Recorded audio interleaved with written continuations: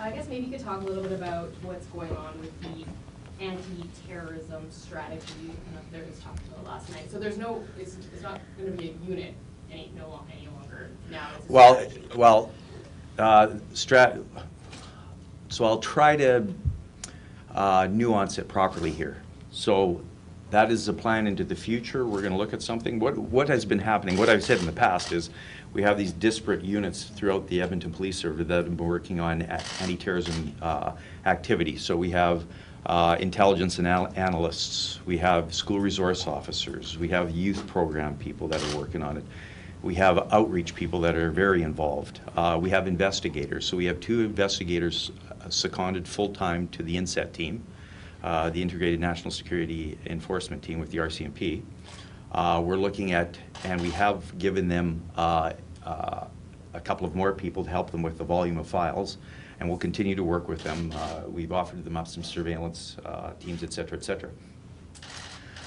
So what we're looking at into the future here in the fall, and I have to take this to the Commission and make a presentation, but we're looking at expanding this, and we would look at having a intelligence and counterterrorism bureau as such into the future. So it would be getting all those people in the Edmonton Police Service that are working on this initiative, that are working, in disparate places throughout the organization, and putting them under one collective umbrella and look at having a stand-up unit.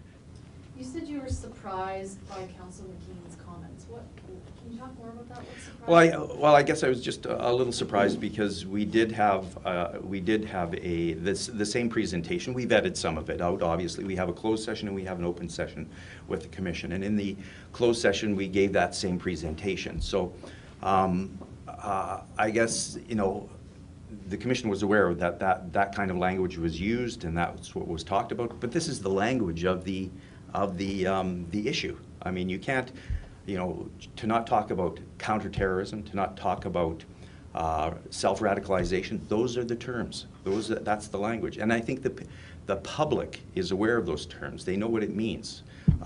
Groups know what it means. So I don't think we can say, this isn't happening or this is not an issue. I know when it comes to cyberbullying, it is hard to actually, bring charges and that kind of thing.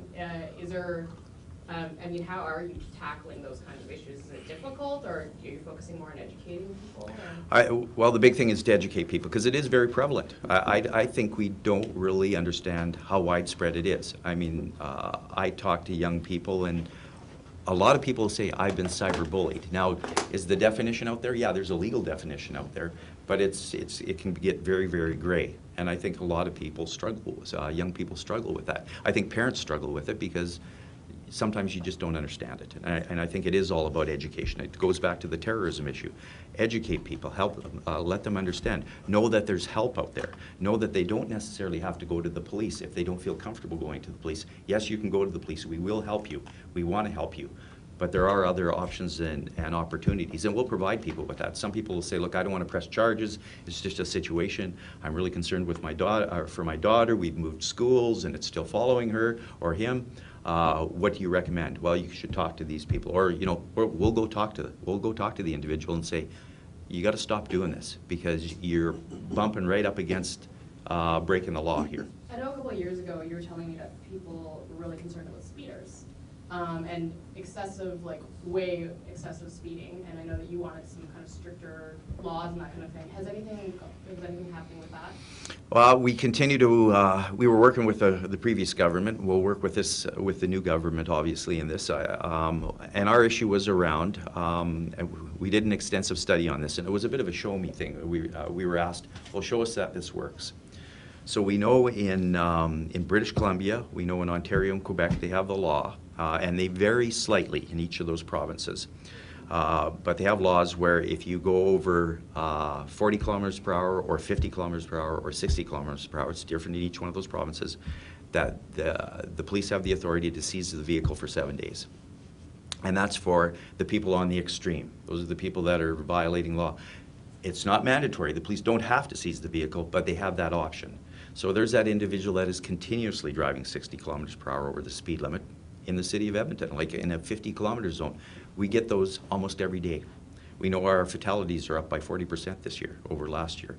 So, you know, serious injury and death is on the increase in our city. Edmontonians like to speed. A certain segment of Edmontonians like to speed. You know, we're not interested in those people that are going 10 kilometers over the speed limit or 5 kilometers over the speed limit or whatever else. We're interested in those people that are going to cause death and serious injury to themselves or to another innocent party that is sharing the road with them. So would you still need 300 officers? Just because you've already commented on this before about the need for 300 officers over 3 years, and the mayor scoffed at that. It's unsustainable. Was that something that if you were able to free up resources in that respect, how many more officers would you need then at that point? Have you evaluated that at least? Or? Well, we've done some evaluation on that. So we're exploring a whole bunch of things here. So we're looking at that. So if we can, again, so we don't have people tied up in emergency wards. One of the models we're looking at too is a collision center. So rather than police officers going to non-injury accidents in the city, and we tie up 2 or 3 or 4 police officers doing that, we go to 24,000 accidents every year in the city.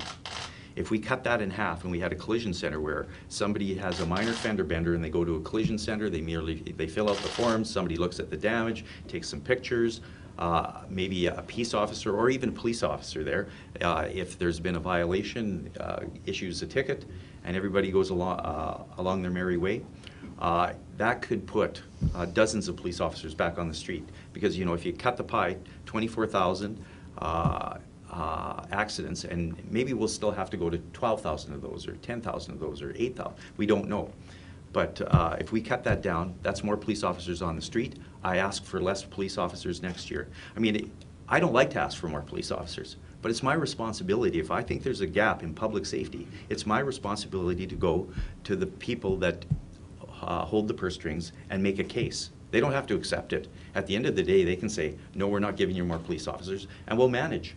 Now, and how we'll manage is we'll stop doing certain things. That's the way we'll have. It's like any other business. If we're not properly financed, we obviously can't deliver on the same model.